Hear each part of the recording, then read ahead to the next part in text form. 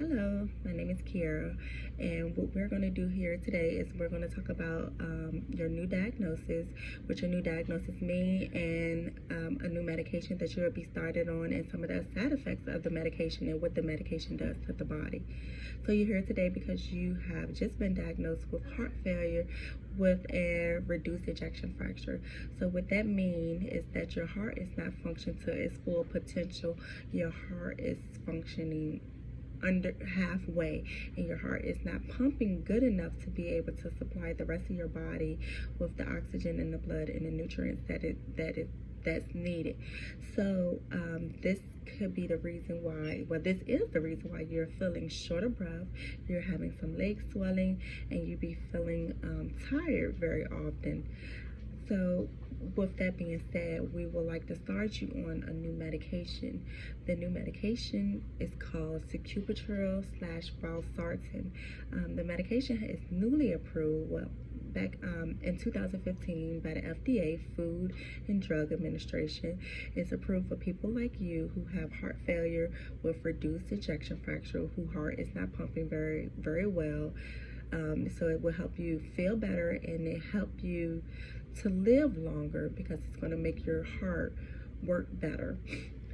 So what this medication does is it helps open up your blood vessels to allow blood to be able to move more freely through the veins, and it also reduce sodium intake, which is salt intake in your body.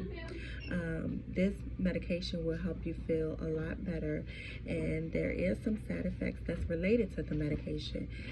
Some side effects are dizziness and feeling dizziness and kidney failure, and also high potassium levels.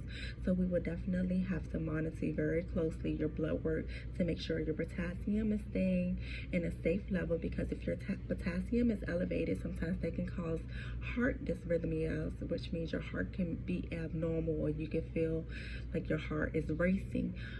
We will also need to watch your kidney function, because this medication could cause damage to the kidneys. So we will be doing blood work often. Another thing that we like to make sure we pay attention to is your medication history. This medication can cause angioedema, which means swelling in your throat. So you are not allowed to take this medication, Sacubitril and valsartan, with an ACE inhibitor. So after reviewing your medication list, you have not been on any ACE inhibitors, so we do not have to worry about that. But there is a small chance that you can have angioedema with this medication. So that's something that we definitely have to pay attention to when you first take it. If you feel like any throat swelling or anything, you would need to call 911 immediately. But you haven't had any reactions with the ACE inhibitor, so it should be very good because they're pretty close. Also, with this medication, with these things you don't have to worry about, but this medication has been proven safe for the use of pediatrics above 1 year old. And of course, the same precaution stands. We will monitor their kidney function and electrolytes. For pediatrics, they do have an oral solution, and their medication is weight-based. So they will be dosed off their weight. Also, their medication is titrated as well. I didn't mention that about you, but for you two and pediatrics, the medication is titrated up to the maximal dosage, and we usually titrate it up every 2 to 4 weeks if you're able to tolerate it for the maximum dose, so that you can get the full potential of the medication. And that's the same with elderly folks too as well. We kind of monitor them all the same. Kidney function, electrolytes, and the dosage are titrated up to the max dose that you're able to tolerate. One thing that we do like to say as far as some of the side effects that you need to watch out for is lightheadedness and some dizziness it can cause. And with that being said, you definitely need to ensure that you are raising up slowly to reduce the lightheadedness and dizziness, so that you reduce your risk of falling. And this is especially important for our elderly because they are at risk, high risk for falls.